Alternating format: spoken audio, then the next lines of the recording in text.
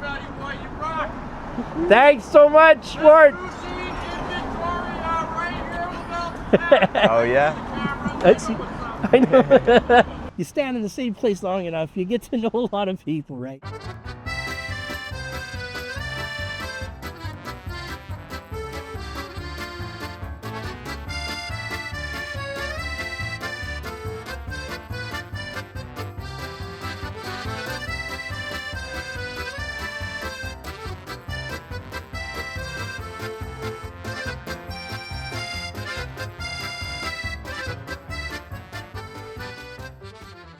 My name is Mathieu Lott.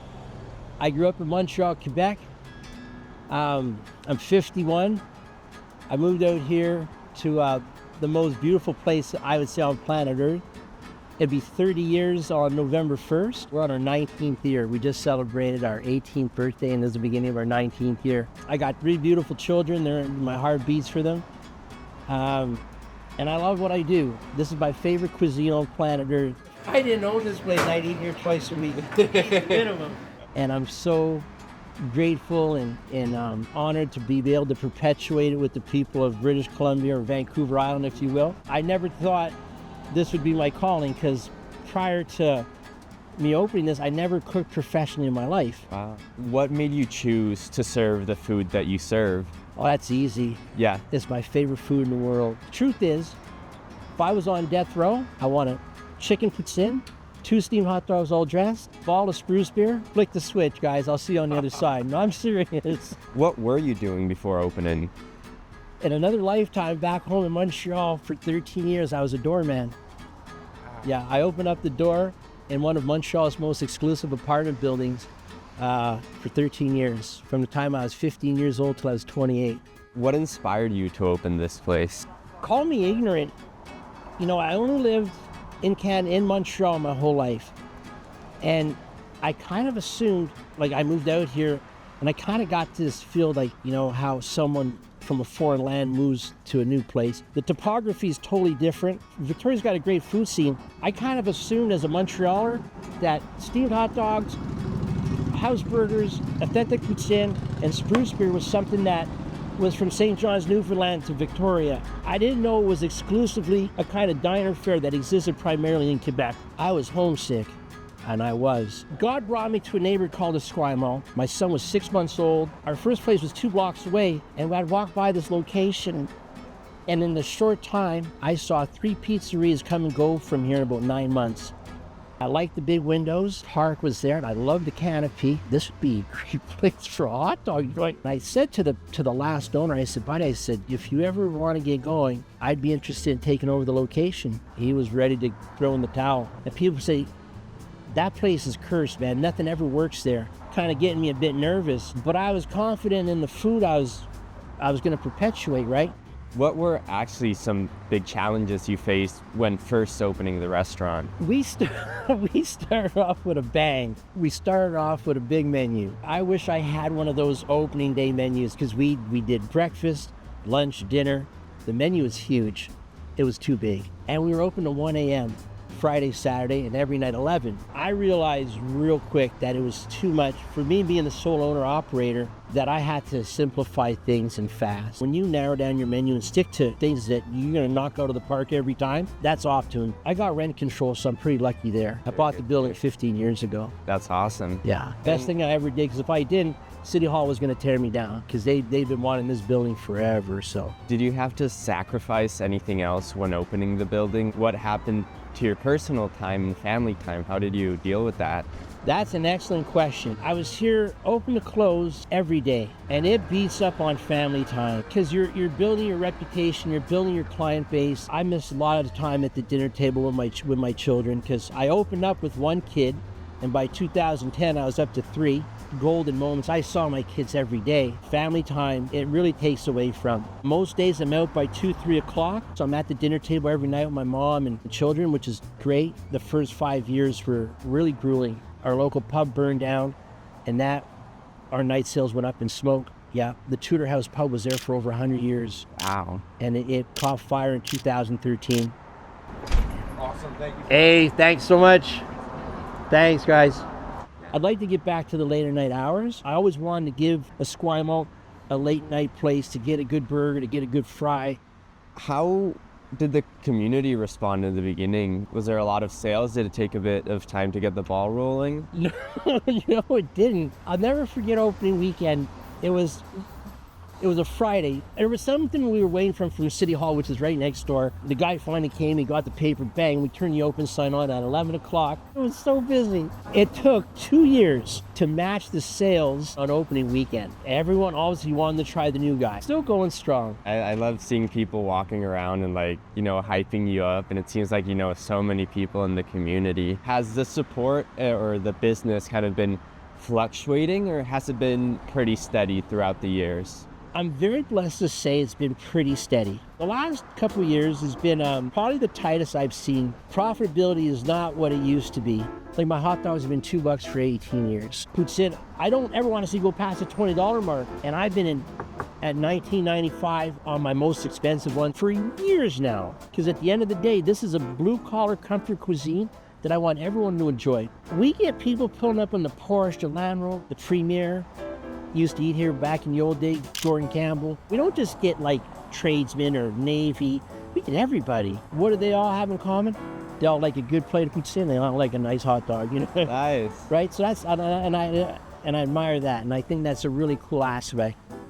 We're selling food, but we're also selling an experience, Kids that have started coming in here at like 10 years old, these kids are 28 now. Every time I have a hot dog and a Spruce Beer, I'm 6 years old again. I'm with my dad sitting in a park with a bag of fries. We're selling food, yeah, but we're selling an experience and memories too. Can you tell me a bit about the Spruce Beer? It's not something I'm familiar with. I would love to. It's the number one asked question when people come in. They say, man, what is that? People say, what is Spruce Beer? And my go-to answer, I always say, well, it's an old French-Canadian soda. They're like, all right. Well, what does it taste like? I'm like, you ever smell a Christmas tree? And they're like, yeah. And I'm like, drink that carbonate. And they're like, what? I like it. I think it's great. I think it's awesome. Oh, sorry about that. No, that's all good. That's when I thought we were done. Can you also tell me a bit about the food, how it's different from a hot dog or burger or even poutine that you might find here in BC and Victoria? What makes it what's that Montreal aspect to it? Let's start with the dog. Dogs back home sit and steam. Our wieners come in from Montreal from a brand called Lester's. But what makes it unique is a condiment concoction. Mustard, relish, diced onion, and coleslaw. The coleslaw makes the dog. Vinegar, sugar, salt, and some oil. That's it. That's what makes a Montreal hot dog different than any other hot dog out there. Poutine, it's simplistic, but it's also a bit of a rocket science. Fresh cut potatoes, like you're building a house, that's your foundation. Quebec fries are different. We soak them in water, 12 to 24 hours. Then we do a pre-cook. Then we cool them, and then they're cooked to order. I'm a big fan of red potatoes. If I could use reds, I'd use reds every day. Yeah. My farmer used to grow reds, but he doesn't grow them anymore. French Canadians, we like stuff sweet. Fresh curd cheese. Now we're on the final frontier of the Western Hemisphere. If I was doing this in Quebec, I'd bring cheese in fresh every day from a cheesemaker. And then a house-made sauce. And it's the Holy Trinity right there. Burgers are simple. We roll the beef fresh every day. Just simple ingredients, done fresh every day, cooked to order. Nothing sits on a hot hold. I can tell a new customer because around the 90-second mark, they're like, where's the food, man? Where's the food? Real food cooks in real time. And that's just the way it goes. You want a burger, 7-8 minutes. And it depends on how busy we are. Unexpected challenges could happen on the daily sometimes. You have to be able to think on your feet. Sometimes staff don't show. Appliance failure. Your steamer element goes out. And you're like, oh. And the company doesn't even exist anymore. So you have to have a custom-made element made. A deep fryer goes out on you. So those are challenges that come up every now and then. What do you think this place means to the community now?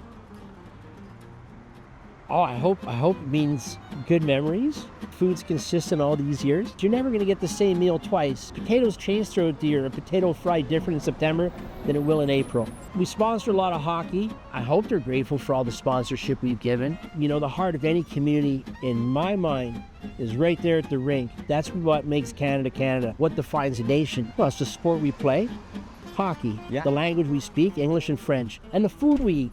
Right there, baby. How has the restaurant changed you? Wow. It's aged me. I didn't have any white hair when I opened the place. It was all black. Now it's more salt and pepper. How it changed me? I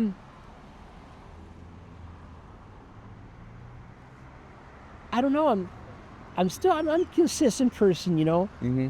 I love the customer base. I love seeing the regulars. I love seeing newcomers. I love seeing people try poutine for the first time. I don't know how it's changed me. You know, what I see is that it's made you like a keystone piece of the community here in Esquimalt, and you've probably built so many connections from it, and I think that's wonderful. That's a fact. Yeah. Oh man, you're right. There's a handful of people that have been eating here long enough that we are actually friends. You know, Yeah. we do see each other outside of this place. I can't go to Country Gross or anywhere around here without stopping for a conversation with people, you know. What's next for Labelle Patates?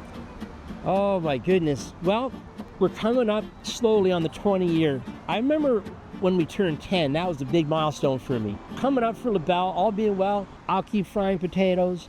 I'll keep serving steamed hot dogs, bring this place into the 20-year mark. I would love to see this place turn 50. I'd be in my 80s. I don't ever want to see it go away. It's not limited to Esquimalt. People come from all over the city to eat here. I got old ladies that come down from Nanaimo for Spruce Beer. My daughter has an interest in taking over. She told me a couple years ago. And I want to try to talk her out of it. The hours are hard. Yeah. The challenges are real. But I'll be by her side. My oldest son also expressed an interest. He grew up in this place. He used to come to work with me. I used to bring him every day. You'd put him on the counter. I'd get him to crush potatoes. He's been working with me off and on for years. That's where I see the future of this place is just, like you said, being a beacon to the community, getting old with everyone I'm already getting old with. Keep going, keep cutting the spuds and serving the best poutine the city has to offer. Yeah, thanks. That's about it. Just Thank you so much, keep Matty. doing what I It's love. been a pleasure. Guys, it's been an honor to have you. I'm so flattered to, you guys to choose me. Yeah. Thank you so much. It means a lot to me. Thank To you. come over and All right, do let's the get podcast. some poutine. let me make you guys some lunch. Woohoo!